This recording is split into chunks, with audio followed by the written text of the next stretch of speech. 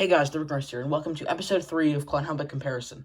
This episode was suggested by the Sequel of Justice, and he wanted me to compare LEGO's 2020 style of Phase 2 helmet and LEGO's realistic style of Phase 2 helmet. Without further ado, let's get right into it. Starting off with the front of these two helmets, you'll immediately notice that this mouth is a lot stubbier, shorter, and there's much more defined black and gray lines in it, whereas this helmet has much thinner black and gray lines. It looks more dark bluish gray overall.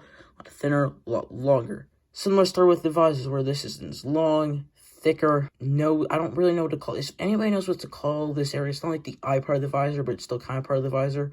I think it was the nose thing. Somebody tell me what that's called in the comment section down below.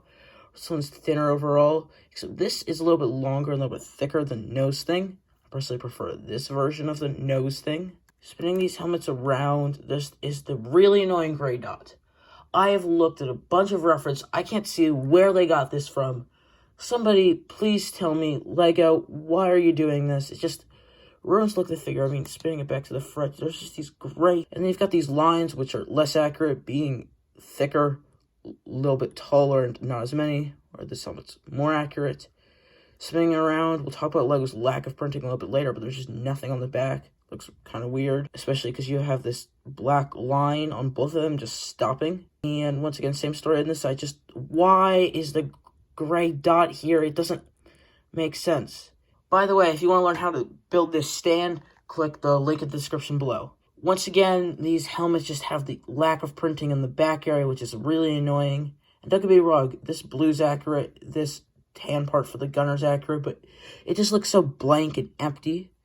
Also, you can see here the mouth at an almost better angle, and how these are the same mold, and the blue continues onward, which is really nice. I really just don't like how it ends here.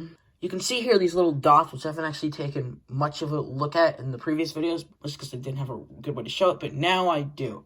And you can see these are relatively the same. This is a little bit bigger, this square in the middle. This one's smaller. I prefer the smaller one. And just overall, they're about the same.